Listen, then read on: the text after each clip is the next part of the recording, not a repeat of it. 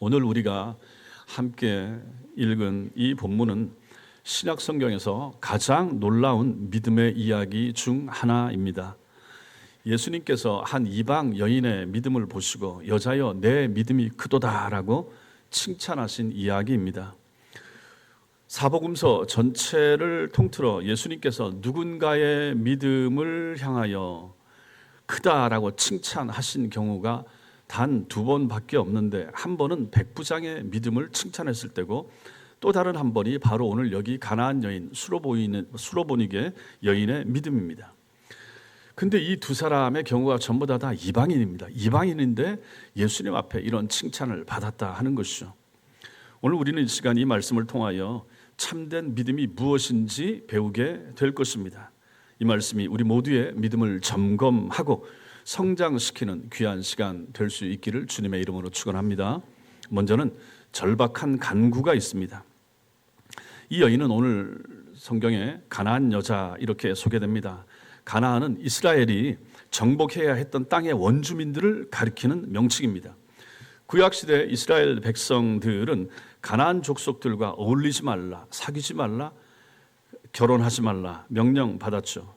그들은 우상을 섬기는 민족이기에 그들을 가까이 하면 이스라엘 민족이 타락할 염려가 있었기 때문에 하나님께서 저들을 가까이 하지 말라 말씀하셨습니다. 마가복음은 이 여인을 가지고 더 구체적으로 말합니다.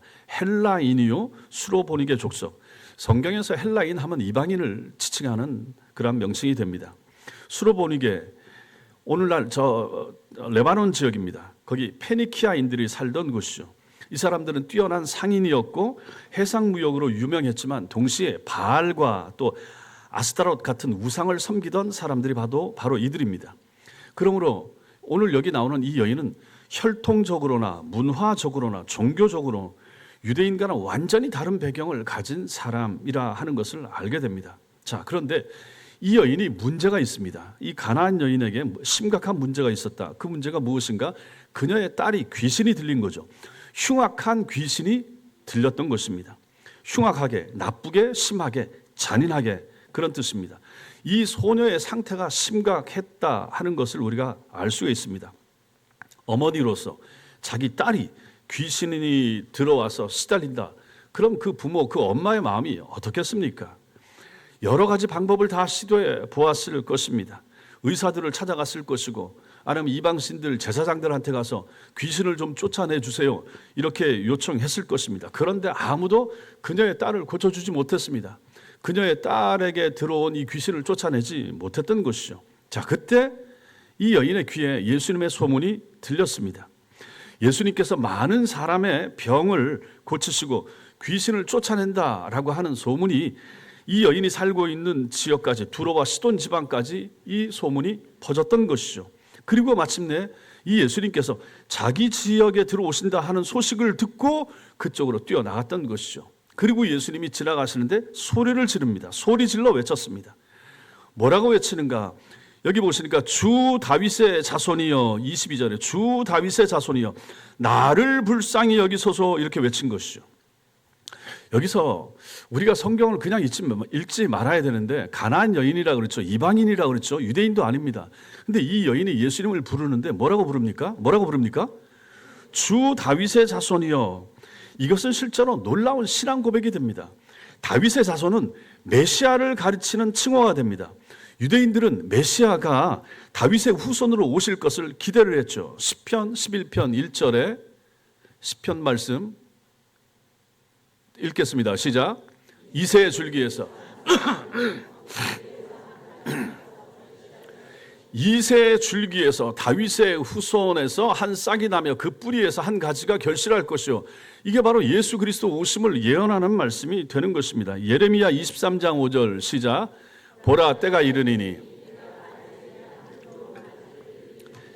다윗의 후손 가운데서 한 의로운 가지, 이것은 예수 그리스도를 상징하는 것입니다. 그러므로 다윗의 자손이라고 부르는 것은 이 여인이 예수님을 메시아로 인정한다 하는 것입니다. 복음서 다른 곳에 보면 이 소경 맹인 바디메오도 이렇게 예수님을 불렀고, 예루살렘에 입성할 때 그 군중들도 이 호칭을 사용합니다. 주 다윗의 자손이요, 주 다윗의 자손이요. 근데 유대인들이 이렇게 부르는 것은 문제가 없습니다. 이미 배웠고 알고 있으니까. 자, 그런데 이 이방 여인이, 가나안 여인이, 수로보니게 족속의 이 여인이 예수님을 주 다윗의 자손이라고 불렀다라고 하는 것입니다. 이 여인은 유대인이 아니기에 구약 성경을 모릅니다. 배우지 못했을 것이고 회당에서 메시아에 대한 가르침을 듣지 못했을 것입니다. 그런데 어떻게 예수님을 이렇게 주 다윗의 자손으로 부르는가 하는 것이죠. 우리는 성경을 읽을 때 이런 지점에서 의문을 품어야 되는 것입니다. 이게 어떻게 가능했을까? 이게 어떻게 가능했을 것인가? 그녀는 소문을 통하여 듣는 거죠. 여리고성의 그 여인 이름 뭐죠? 라합. 기생 라합이 소문을 듣고 상천하지에 하나님이 너희와 함께 하신다, 이걸 믿었잖아요.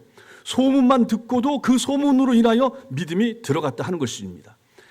하나님의 역사하심 가운데 계시가 이렇게 소문을 통해서도, 그 당시에는 성경이 완성되지 않은 시대에는 하나님이 이렇게도 역사하시더라 하는 것이죠. 자, 그런데 이 여인도 마찬가지로 우리가 봐야 되는 거죠. 소문을 통하여, 그리고 그리스도의 임재, 예수님이 그 마을에 오셨어요. 자기 앞에 지나가시는 거예요. 제자들 무리와 함께 예수의 임재가 거기에 있는 거죠. 소문을 듣고 예수의 임재하심 가운데서 예수님의 말씀을 들었고 복음을 들은 거죠. 그때 성령이 그녀의 마음을 열어서 예수께서 메시아이심을 깨닫게 하신 것이죠. 우리는 이렇게밖에 해석을 할 수가 없습니다. 그래서 이 이방인 여인이 예수님을 주 다윗의 자손이여 이렇게 부르게 됐다. 이것은 놀라운 신앙 고백입니다. 예수님, 당신은 메시아십니다. 이렇게 고백하는 거죠.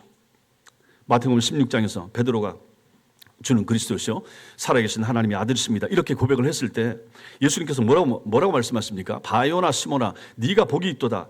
이것을 내게 알게 하니는 혈육이 아니요 형제가 가르쳐 준 것이 아니고 하늘에 계신 내 아버지시라, 이렇게 분명히 말씀하잖아요. 하나님의 성령께서 베드로에게 감동하셔서 은혜를 주셔서 깨닫게 하셔서 그 놀라운 메시아 신앙 고백을 하게 했다 하는 것입니다. 그러니 오늘 이 여인이 주 다윗의 자손이여라고 부르는 것도 결국은 하나님께서 하셨다 하는 것이죠. 이게 놀라운 거죠. 이 이방 여인에게도 하나님의 놀라운 계시가 이 시간 그 자리에 있었다. 우리는 이렇게 봐야 되는 것입니다. 그러므로 성도 여러분, 참된 믿음이라고 하는 것은 혈통 배경에서 나오지 않습니다. 유대인이라고 다 참신자가 되는가? 아닙니다. 무슨 목사, 장로, 자녀라고 다 참된 하나님의 백성이 되는가? 그게 아니라 하는 것입니다. 참된 믿음은 혈통, 배경에서 나오지 않고 하나님의 은혜로 주어진다는 사실 믿으시기 바랍니다. 여러분과 제가 예수님을 믿는다, 예수님을 주님 하고 부를 수 있다, 이게 하나님의 은혜라고 하는 것이죠. 밖에 있는 사람들은 여전히 그렇게 부르지 않고 있죠. 신앙생활 오래 했다고 하는 사람들 중에서도 예수 그리스도를 주 다윗의 자손이라고, 후손이라고, 메시아라고, 나의 주님이라고 고백하지 못하는 사람들이 얼마나 많은가. 그런데 우리가 그것을 고백할 수 있다 그러면 내 능력일 것인가, 내 지성이 뛰어나서 이렇게 됐을 것인가? 절대로 그렇지가 못하다. 하나님의 은혜가 나로 하여금 예수님을 주님으로 고백하게 한다는 사실 믿으시기 바랍니다. 이 여인은 이방인이었지만 하나님께서 그녀에게 은혜를 베푸셨고 그녀는 예수님이 메시아이심을 알게 되었던 것입니다. 그리고 이 여인은 그 다음에 뭐라고 말합니까? 나를 불쌍히 여기소서, 나를 불쌍히 여기소서 간청합니다. 이 여인은 자신이 자격이 없다는 것을 알았습니다. 나를 불쌍히 여기라. 내 딸이 귀신 들린 그 어머니인 나를 하나님 불쌍히 여겨주세요. 예수님 불쌍히 여겨주세요. 그녀는 예수님께 무엇을 요구할 권리가 없었습니다. 왜? 이방인이니까. 그런데 그녀는 예수님 앞에 나와서 예수님의 도움을 청합니다. 뭐라고 도움을 청합니까? 나를 불쌍히 여겨주세요. 나에게 긍휼을 베풀어 주세요. 긍휼은 자격 없는 자에게 베푸는 은혜요 사랑입니다. 이게 복음이고 이게 은혜입니다. 받을 자격이 없는 사람에게 주어지는 것, 그것이 은혜입니다. 여러분과 저희가 마찬가지인 것이죠. 이게 복음의 핵심입니다. 여러분과 제가 하나님 앞에 올 때마다 하나님 나에게 은혜를 베풀어 주세요. 교회에 오실 때마다, 예배당에 들어오실 때마다, 예배 자리에 임하실 때마다 하나님 은혜를 베풀어 주옵소서. 그게 얼마나 필요하고 중요한지 모릅니다. 은혜를 받아야 됩니다. 은혜가 있어야 됩니다. 은혜가 있어야 내가 죄인인 것이 믿어지고 깨달아집니다. 은혜가 있어야 내가 주를 위해서 무엇을 할 것인가 결단하게 됩니다. 은혜가 있어야 옆에 있는 성도들을 사랑하게 되고 교회를 사랑하는 마음이 생기게 됩니다. 은혜가 메말라 버리면, 은혜가 없어져 버리면, 은혜가 고갈되어 버리면 우리는 참 건조한 인생을 살게 됩니다. 하나님 앞에서 은혜를 누리지 못하면 눈에 눈물도 없으며 입술에서 감사함이 나오지 않게 되는 것입니다. 그러므로 성도들 삶에 있어서, 여러분과 저에게 있어서, 여러분과 저 신앙생활에 있어서 가장 중요한 것이 무엇인가? 성령의 은혜입니다. 은혜 주시는 하나님의 은총을 체험하는 것입니다. 찬양을 부를 때도 은혜가 있어야 가사가 내 마음에 고백되어지게 되는 것입니다. 헌금을 할 때도 은혜가 있어야 아깝지 않고 자발적으로 기쁨과 즐거움으로 하나님 손에 드립니다 하는 마음이 들게 되는 것이죠. 교회 일을 하게 되고 교회를 봉사할 때도 마찬가지입니다. 은혜가 있을 때 교회 일을 해도 힘이 덜 들게 되는 거죠.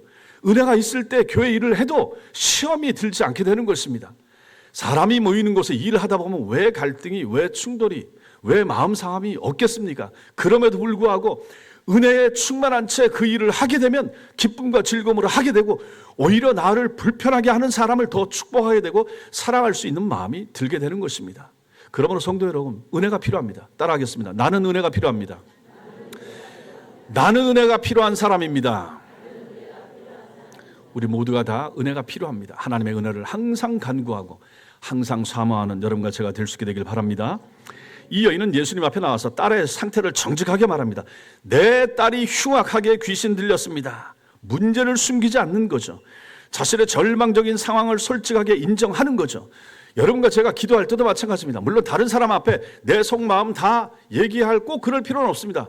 얘기할 경우가 있고 얘기할 마음이 생기면 하셔도 되지만은, 그러나 예수님 앞에는 다 고백해야 되는 것이죠.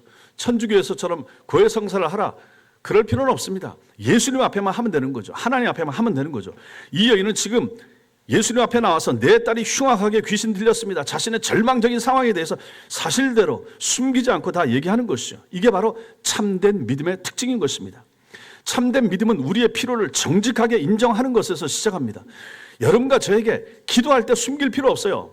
다른 사람한테는 얘기 안 해도 상관없지만 예수님 앞에, 주님 난 이거 필요하고 이거 필요하고 지금 내 신앙의 수준은 난 이게 꼭 필요해요. 하나님 도와주세요. 기도하시라 하는 것입니다. 염려하지 말고 구하면 됩니다. 정직하게 필요하는 거죠. 하나님 앞에 정직한 것이 필요합니다. 이 여인은 자신의 딸이 귀신 들렸다는 이 수치스러운 사실을 숨기지 않았습니다. 많은 사람들이 있는데 그 앞에서 부끄러울 거 없죠.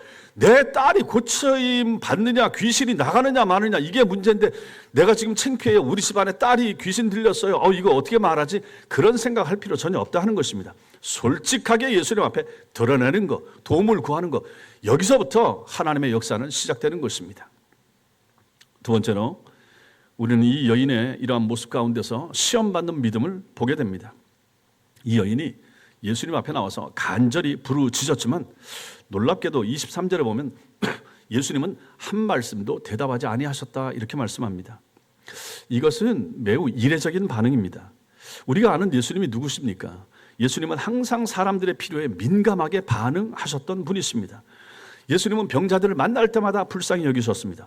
굶주린 자들을 보면 먹이셔야 했습니다. 슬퍼하는 자들은 누구보다 먼저 따뜻하게 위로하신 분이 예수님이십니다.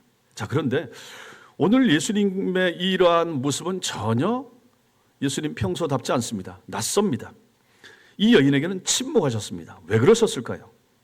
왜 침묵하셨을까요? 왜 한 말씀도 대답하지 않으셨을까요? 여기서 예수님의 침묵은 거절이 아니라 여인의 믿음을 연단하시고 그 내면을 드러내시려는 예수님의 일하심의 한 방편이었던 것입니다. 섭리의 한 방식이었던 거죠. 하나님은 때로 침묵 속에서도 택하신 자를 더 깊은 믿음으로 이끄십니다. 이 여인처럼 말이죠. 예수님은 그녀의 믿음이 얼마나 진실한지, 얼마나 끈기가 있는지, 얼마나 깊은지를 테스트해 보고 싶으셨던 것이죠. 그래서 성경에 보면 하나님께서 때때로 침묵하시는 것처럼 보일 때가 있습니다. 여러분과 저도 마찬가지입니다. 우리가 간절히 기도하는데 응답이 없는 것처럼 보일 때가 분명히 있습니다. 우리가 도움을 구하는데 하나님께서 아무런 반응이 없으신 것처럼 보일 수가 있습니다. 내 형편이 어려워서 기도하는데 오히려 내 상황과 형편이 더 어렵게, 더 힘들게 꼬여지는 경우도 분명히 있을 수가 있다 하는 것입니다. 자, 이럴 때 우리는 어떻게 해야 되는가? 포기해야 됩니까? 하나님께서 나를, 우리를, 우리 가정을 사랑하지 않는다, 돌아보지 않는다 이렇게 생각해야 됩니까? 아닙니다. 그럴 수 없죠. 하나님의 침묵은 거절이 아니라 우리의 믿음을 연단시키시는 신앙 성장의 한 과정이라는 사실을 믿으시기 바랍니다. 이게 참 중요한 것이죠. 시편 13편 말씀 읽겠습니다. 시작. 여호와여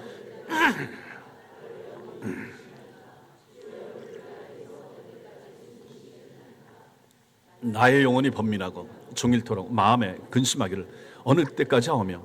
시편 기자도 마찬가지였습니다. 1절 다시 한번 보십시오. 보시면 하나님은 왜 침묵하십니까? 자기가 잊혀진 것처럼 느껴지기도 하는 거죠. 하나님 정말 살아계신 거 맞습니까? 주의 얼굴을 내게서 어느 때까지 숨기시겠습니까? 얼굴 돌리셨습니까? 하나님 왜 그러십니까? 이렇게 답답한 그런 마음을 가지고 탄식하는 이런 시편 기자의 마음처럼 우리도 살다 보면 이런 경우가 분명히 있을 수가 있다 하는 것입니다. 그러나 그는 결국 하나님을 신뢰했고 결국 하나님의 응답을 받은 것을 시편에서 우리는 보게 됩니다. 오늘 이 여인도 마찬가지입니다. 이 여인을 향한 예수님의 침묵에도 불구하고 이 여인은 오늘 성경에 보니까 포기하지 않습니다. 계속 부르짖습니다. 또 부르짖는 거죠. 이것이 바로 참된 믿음이 되는 것입니다. 그러니까 제자들이 예수님께서 와서 말합니다. 그 여자가 우리 뒤에서 소리를 지르니까 그를 보내소서. 제자들이 불편해합니다. 소리를 자꾸 지르고 예수님은 침묵하시고, 그러니까 제자들은 참 난감한 것이죠. 그녀가 계속 소리를 지르니까 사람들은 이 여인에게 집중될 거 아니겠습니까? 예수님 무슨 조치를 취하는 것도 아니고 침묵하시는데 여자는 계속 소리를 지르고, 그러니까 제자들이 불편한 거죠. 보내세요. 쫓아보내세요. 이런 마음이 드는 거죠. 그러자 예수께서 대답하십니다. 24절에 보시면 나는 이스라엘 집에 잃어버린 양 외에는 다른 데로 보내심을 받지 않았다 라고 여인에게 대답을 하십니다. 이게 뭡니까? 예수님께서는 자신의 일하심, 자신의 사역이 이스라엘 땅에 한정되어 있다라고 말씀하시는 것처럼 보입니다. 나는 유대인을 위해서 온 것이지 너희 이방인들을 위해서 온 게 아니야, 이렇게 말씀하시는 것이죠. 실제로 예수님의 사역의 대상은 주로 유대인들이었습니다. 주님께서 제자들을 보내실 때도 그렇게 말씀하셨죠. 마태복음 10장 5절과 6절에 이렇게 말씀하십니다. 시작. 이방인의 길로도 가지 말고 사마리아인의 고을로도 들어가지 말고 오히려 이스라엘 집에 잃어버린 양떼에게로 가라. 다른 데 가지 말고 이스라엘 집에 잃어버린 양떼 유대인에게로 가라, 이렇게 명령하시는 거죠. 그런데 이걸 그렇게 봐서는 안 되고, 사실 이 말씀은 하나님의 구원 계획의 순서와 관련이 있는 것입니다. 하나님께서 아브라함을 택하셨죠. 이스라엘 민족을 세우셨죠. 그들 후손을 통하여 아브라함과 다윗의 후손을 통하여 메시아를 보내셨죠. 그리고 그들을 통해서 온 세상을 축복하시려고 하는 이러한 계획을 가지고 계셨습니다. 창세기 12장 3절에 하나님께서 아브라함에게 땅의 모든 족속이 너로 말미암아 복을 얻을 것이라 이렇게 말씀하셨잖아요. 그러므로 복음은 먼저, 순서가 누구에게 먼저입니까? 유대인에게 먼저, 그 다음 이방인에게로 확장되어야 된다, 이 얘기를 하신 것이죠. 결국 이것은 때와 순서에 관한 문제가 되는 것입니다. 나는 이스라엘 집에 잃어버린 양 외에는 다른 데로 보내심을 받지 않았다라고 차갑게 거절하시는 것 같지만 예수님께서 한 번 더 이 여인을 마음을 떠보는 것이죠. 그리고 원리를 설명하시는 것이죠. 먼저 유대인, 다음 이방인. 실제로 이 다음에 보면 예수님께서 어떻게 하십니까? 이방인들도 여러 번 고칩니다. 백부장의 종을 고쳐주셨죠. 거라사 귀신 들린 사람 고쳐주셨죠. 결국 오늘 여기 이 여인의 딸도 고쳐주실 것입니다. 그러니까 예수님께서 안 고쳐주려고 이 얘기하시는 것은 아니라 하는 것이죠. 자, 근데 예수님의 이 말씀을, 또 차가운 말씀을 들었을 때 이 여인이 어떻게 반응을 합니까? 보니까 포기하지 않습니다. 오히려 25절을 보니까 여자가 와서 예수님 앞에 털썩 엎드립니다. 절하면서 이르되 주여 저를 도우소서, 이렇게 말합니다. 그녀는 오히려 예수님께 더 가까이 나옵니다. 절하면서 요청하는 것입니다. 주여 나를 도우소서. 이것은 놀라운 끈기입니다. 포기하지 않는 거죠. 예수님이 침묵했을 때도 계속 부르짖었죠. 예수님께서 자신의 사역이 이스라엘에 한정되어 있다라고 말씀하신 것처럼 보일 때도 그녀는 포기하지 않습니다. 그녀는 계속해서 예수님께 나오죠. 제자들도 좀 귀찮아하고 거추장스러워하는데도 전혀 신경도 안 씁니다. 제자들이 문제가 아닙니다. 나는 예수님, 나는 주 다윗의 자손이신 예수 메시아께 볼 일이 있습니다, 찾아온 거죠. 이처럼 참된 믿음이라고 하는 것은 끈기가 있어야 되고 포기하지 않아야 되는 것입니다. 참된 믿음은 즉각적인 응답이 없어도 계속 신뢰하고 기도하는 것이 필요합니다. 여러분과 저에게 필요한 믿음이 바로 이런 믿음이 되죠. 하나님이 여러분과 저에게 요구하시는 믿음도 바로 이런 믿음이 되는 것입니다. 그래서 성도들은 기도하다가 포기하지 않아야 되는 것이죠. 이 말씀이 바로 그것을 보여줍니다. 그리고 이제 다시 예수님이 답하십니다. 뭐라고 말하는가? 26절에 보니까 자녀의 떡을 취하여 개들에게 던짐이 마땅치 않다. 야, 우리 예수님 참 대단하시죠? 그러니까 목적이 있고 의도가 있으시니까 또 우리가 보면 아는 것처럼 받을 만한 그릇이 되고 이미 보시니까 아시니까 예수님이 이렇게 얘기하시는 거죠. 자녀의 떡을 취하여 개들에게 던짐이 마땅치 않다. 정말 충격적인 말씀이 되는 거죠. 예수님께서 이 여인을 지금 무엇에 비유하고 있습니까? 개에 비유하는 거죠. 개는 동서양을 막론하고 별로 좋은 쪽으로 잘 쓰이지 않습니다. 물론 지금 세상이 변해가지고 개가 가족같이 여겨지는 그러한 시대가 되긴 했는데 또 개라고 부르면 안 됩니다. 이번에 우리 저 위에 있던 저 강아지 2마리를 이제 결국은 다른데 입양을 보냈습니다. 한 마리는 저 캐나다 갈 수가 있어요. 보니까 사람도 못 가는 캐나다를 이제 강아지가 갈 수 있고 사진 찍어서 이제 조회해서 원하면 보내준다고 하는데 사람들이 그래서 그 강아지 때문에 잃어버렸다가 다시 찾고 했었는데 그래서 무슨 뭐 유언바라고 하는데 동물보호센터도 가보고 동물 병원에도 또 강아지 안고 제가 찾아가기도 하고 했었는데 개라고 부르면 안 되고 강아지도 잘 안 되고 우리 새끼, 우리 아이, 뭐 우리 자녀처럼 뭐 이렇게 아니면 이름을 불러 뚱이, 콩이 이렇게 불러주라는 거죠. 세상이 바뀌었습니다. 그래서 무슨 뭐 안 좋은 욕할 때 개 붙이고 이거는 이거 지금 세상에서 이게 적합하지 않은 세상인데 어쨌든 동서양 옛날 시대에는 개를 부정한 동물로 여겼던 것이죠. 예수님 시대 이스라엘도 마찬가지였습니다. 예수님께서는 유대인들을 뭐라고 비유하시는가? 자녀, 식구, 자녀의. 근데 이방인들은 개에 비유하시면서 자녀의 떡을, 우리 아이의 떡을 뺏어서 개에게 주시는 것은 적절치 않다. 이렇게까지 심한 말씀을 하시더라. 이게 마지막 시험입니다. 그러니까 보십시오. 상황이 더 안 좋아질 수 있는 거예요. 여러분과 제가 살아가면서 기도하는데 열심히 기도하는데 눈물 뿌려 기도하는데도 불구하고 상황이 한순간에 역전되고 좋아지지 않고 더 힘들게 더 꼬이게 더 나락으로 떨어지는 것 같은 느낌이 있을 수도 있다 하는 것이죠. 그때도 인내가 필요합니다. 예수님께서는 이 여인의 믿음이 얼마나 겸손하고 얼마나 끈기 있는지 그것을 보기를 원하셨던 것이죠. 세 번째, 결국 우리는 이 여인의 놀라운 믿음을 세 번째 단락에서 보게 됩니다. 27절과 28절에 이 여인의 대답이 그것입니다. 신약 성경에 나오는 가장 아름다운 믿음의 고백 중에 하나가 여기에 나오는 것입니다. 주여 올소이다마는 개들도 제 주인의 상에서 떨어지는 부스러기를 먹나이다. 이 여인은 예수님의 말씀을 인정합니다. 놀랍지 않습니까? 여인이 이런 대답을 하는 거죠. 주여 올소이다마는 개들도 제 주인의 상에서 떨어지는 부스러기를 먹습니다. 자신이 이방인이라는 것을 깨끗이 인정합니다. 자신이 언약 백성이 아니라는 것을 깨끗이 받아들입니다. 자신이 유대인들이 가진 특권이 없다는 것을 인정하는 것입니다. 예수님과 논쟁하지 않았고 변명하지 않습니다. 참고 인내하는 거죠. 이 정도까지 참을 수 있을 것인가? 이렇게 멸시하고 모욕을 주는 것 같은 예수님의 말씀에도 불구하고 이러한 태도와 자세를 취할 수 있다. 이것도 참 놀라운 거죠. 겸손하게 자신의 위치를 인정합니다. 이것이 바로 참된 믿음의 특징인 겸손입니다. 겸손하게 되는 거죠. 믿음이 있으면 신앙을 참되게 받아들이면 여러분과 저도 마찬가지로 사람이 겸손해집니다. 유순해지고 착해지고 겸손해지는 것이죠.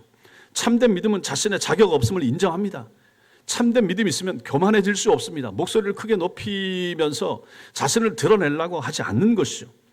참된 믿음은 자신이 하나님의 은혜를 받을 만하지 않다 하는 것을 고백합니다. 하나님, 나는 부족합니다. 나는 모자랍니다.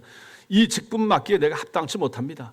내가 하나님 앞에 서기에 참 많이 부족하고 모자랍니다. 그럼에도 불구하고 하나님 앞에 나옵니다. 이러한 태도와 이런 자세가 참 믿음을 가진 사람에게는 들어가게 되는 거죠. 이 여인은 여기서 멈추지 않습니다. 뭐라고 말합니까? 개들도 제 주인의 상에서 떨어지는 부스러기를 먹나이다. 놀랍지 않습니까? 이거 오늘날 시각에서 보면 안 됩니다. 개들은 오늘날 사람들보다 더 잘 먹어요. 음식도 비싸요. 약값도 비싸고. 이걸 우리 시각에서 지금 보면 안 되고 옛날 우리 동네 시골 마을에서 똥개들 얘기할 때 집에서 먹던 거 주고 이렇게 하던 이걸 지금 우리가 생각해야 되는 거죠. 개들도 제 주인의 상에서 먹고 남은 거 떨어지는 거 그 부스러기를 먹는다 하는 것이죠. 그녀는 예수님께 실제로 이렇게 말씀하시는 것입니다. 주님, 제가 자녀가 아니라 개라고 하는 것을 인정합니다. 그러나 개들도 이 집 안에, 집 울타리 안에 살지 않습니까? 자녀들이 식탁에서 식사할 때 개들은 밑에서 떨어지기를 부스러기 먹고 남은 찌끄러지 그거 먹지 않습니까? 저도 마찬가지입니다. 자녀들의 몫을 달라는 것이 아니라 단지 떨어지는 부스러기 먹고 남은 거, 나머지 자녀에게 주고 남은 거, 그거 달라는 것입니다. 주님의 능력의 일부를 저한테 좀 허락해 주세요. 이렇게 요청하는 것이라 하는 것입니다. 성도 여러분, 여기서 바로 우리는 놀라운 지혜, 이 여인의 지혜를 보는 것입니다. 예수님의 말씀을 거스르지 않으면서도 동시에 자신의 필요를 계속해서 제시하는 것입니다. 자신이 자격이 없다는 것을 인정하면서도 동시에 예수님의 능력은 한량이 없습니다. 크십니다. 이걸 계속해서 확신하는 거죠. 이 여인의 대답에서 우리는 예수님의 능력에 대한 그녀의 놀라운 신앙, 놀라운 확신을 보고 있는 거죠. 그녀는 예수님이 큰 능력을 가지셨다 믿었습니다. 그녀는 예수님이 유대인을 축복하시고도 이방인인 자신도 축복할 수 있다는 사실을 이 여인은 믿었던 것이죠. 단지 부스러기만 원한다라고 했지만 사실 그녀가 원하는 것은 부스러기가 아닙니다. 이 부스러기에 해당되는 게 뭡니까? 귀신이 나가는 거예요. 자기 딸에게서. 이게 부스러기겠습니까? 딸에게서 귀신을 쫓아내는 일은 이게 작은 일이 아니었던 것이죠. 그럼에도 불구하고 그녀는 예수님의 능력에 비하면 이건 부스러기라 인정을 하는 거죠. 예수님의 능력에 비하면 작은 일이라고 믿었기 때문인 것이죠. 이게 바로 참된 믿음입니다. 참된 믿음은 예수님의 능력을 의심치 않는 것입니다. 여러분과 저에게 참된 믿음이 있으면 하나님은 하십니다. 예수님은 뭐든지 다 할 수 있습니다. 믿으시기 바랍니다. 이러한 믿음이 우리 속에 있어야 되는 거죠. 믿음은 눈에 안 보입니다. 믿음은 측량하기 어렵습니다. 믿음은 우리 영혼 속에 있습니다. 주님은 우리에게 참된 믿음을 갖기를 소망하십니다. 여러분과 저에게 그런 믿음이 있어야 됩니다. 세상은 우리를 흔듭니다. 세상은 참되고 바르고 뜨겁고 강한 믿음 갖지 못하게 만듭니다. 우리의 생활과 삶의 형편이나 세상 돌아가는 것이나 자녀들 앞날을 우리가 예상했을 때 경제 지표, 우리나라 앞날 봤을 때 참 답답하고 암담합니다. 그럼에도 불구하고 우리 속에 하나님을 향한, 예수님을 향한 믿음이 필요합니다. 우리 아이의 앞날 하나님의 손 안에 있습니다. 믿는 것이요. 나의 앞날, 나의 장래, 우리 교회의 앞날 하나님의 손 안에 있습니다. 믿는 것입니다.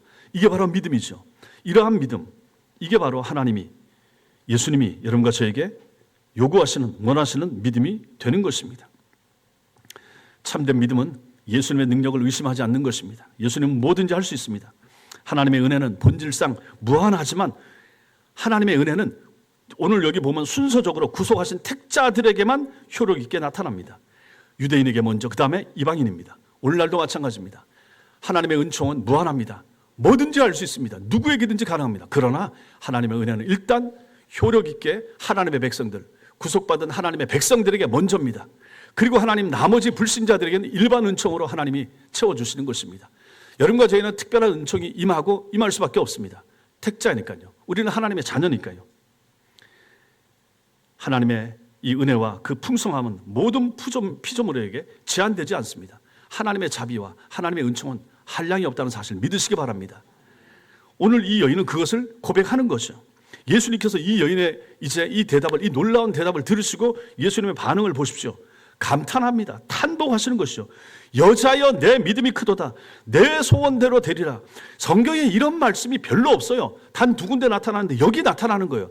한 번이 마태복음 8장 백부장에게서 나타나고 또 다른 한 번이 여기서 나타납니다. 제자들 중에도 이런 칭찬 받은 사람이 없는 거예요. 어쩌면 너한테 이런 믿음이 있지? 놀랍다. 예수님께서는 이 여인의 무엇을 보시고 이 여인의 믿음이 크다, 믿음이 크다 이렇게 칭찬하신 것입니까? 먼저 그녀의 겸손입니다. 겸손. 자신이 자격이 없다 하는 사실을 인정한 거죠. 자신의 권리를 주장하지 않습니다. 단지 은혜, 부스러기 같은 은혜를 구합니다. 은혜 주세요. 겸손한 거죠. 또 하나는 그녀 끈기입니다. 그녀의 인내입니다. 이걸 보고 칭찬하시는 거죠. 믿음이 크다. 그녀는 예수님께서 침묵하셨을 때 포기하지 않았죠. 거절하시는 것처럼 보였을 때도 계속해서 도움을 요청하는 거죠. 장애물들을 극복하고 계속 예수님 앞에 나아가는 그녀의 믿음, 인내, 끈기, 이거 보시고 예수님께서 칭찬하시는 거죠. 또 예수님이 왜 크다 칭찬하시는가? 그녀의 지혜 때문에 칭찬하십니다. 그녀는 예수님의 말씀을 지혜롭게 받아들이고 마음 상하지 않았습니다. 모멸감을 느끼지 않았습니다. 그 말씀 안에서도 여전히 소망을 발견했던 거죠. 예수님과 논쟁하지 않으면서도 자신의 필요를 효과적으로 끊임없이 계속해서 제시하는 이 여인의 모습을 보는 것입니다. 바로 이게 우리의 태도가 돼야 되는 거죠. 기도하다가 포기하고 잘 안 나오는 분들이 이런 부분에서 약해지는 거죠. 안 돼도 계속 구하는 거죠. 하나님의 뜻을 구하는 거죠. 그리고 그녀의 확신 때문에 예수님은 이 여인을 칭찬하는 것입니다.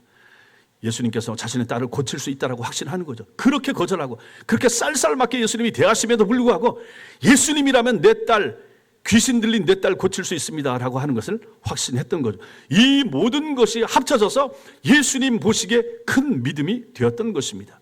그리고 예수님께서는 내 소원대로 되리라 라고 말씀하신 것이죠. 그래서 마태복음은 그때로부터 그의 딸이 나으니라, 마가복음에서는 그렇게 또 칭찬을 합니다. 그때로부터 그의 딸이 나으니라. 즉각적이고 완전한 치유가 나타났던 것입니다. 이 여인은 자신이 원하던 것을 다 얻었습니다. 뭘 얻었습니까? 딸이 고침 받았죠. 그리고 그것만이 아니죠. 예수님의 칭찬을 받았죠. 내 믿음이 크도다. 예수님 앞에 칭찬받은 사람 두 사람 중에 한 명 속에 들어간 것이죠. 그리고 그녀의 믿음은 모든 세대를 통하여 모범이 되었습니다. 샘플이 됐어요. 이 여인처럼 믿으라. 2000년이 지난 지금도 우리는 그녀의 믿음을 오늘 이 설교 시간에, 여러분 이 설교 여기서 처음 듣습니까? 아니잖아요. 다른 데 또 들으셨죠. 그때마다 이 여인은 또다시 성도들 귀에, 마음에 오르내리는 거죠. 아하, 탁월한 여인의 믿음, 가난한 여인의 믿음, 수로보니게 여인의 이 놀라운 믿음, 끊임없이 회자되는 거죠. 사랑하는 성도 여러분, 오늘 우리는 수로보니게 여인의 놀라운 믿음을 통한 교훈을 배웁니다. 이 여인은 이방인이었습니다. 그녀에게는 아브라함의 혈통도 언약의 표도 율법의 지식도 없었습니다. 그러나 그녀에게는 예수님을 향한 참된 믿음이 있었습니다. 그 믿음은 물론 하나님께서 그 여인의 마음속에 집어넣어준 은혜고 하나님의 놀라운 축복이었습니다. 그 믿음은 세 가지 특징을 가지고 있었습니다. 겸손했습니다. 자격 없는 것을 인정했죠. 끈기가 있었습니다. 침묵과 거절처럼 보이는 상황에서도 이 여인은 포기하지 않았습니다. 확신의 참 믿음이었습니다. 예수님의 능력, 예수님의 은혜가 충분합니다.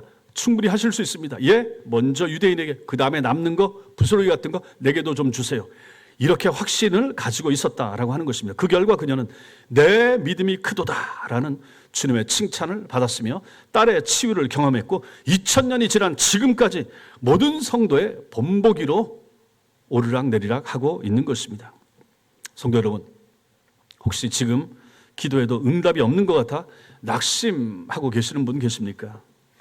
하나님께서 침묵하시는 것처럼 그렇게 느껴지는 분들이 혹시 여러분들 중에 계십니까?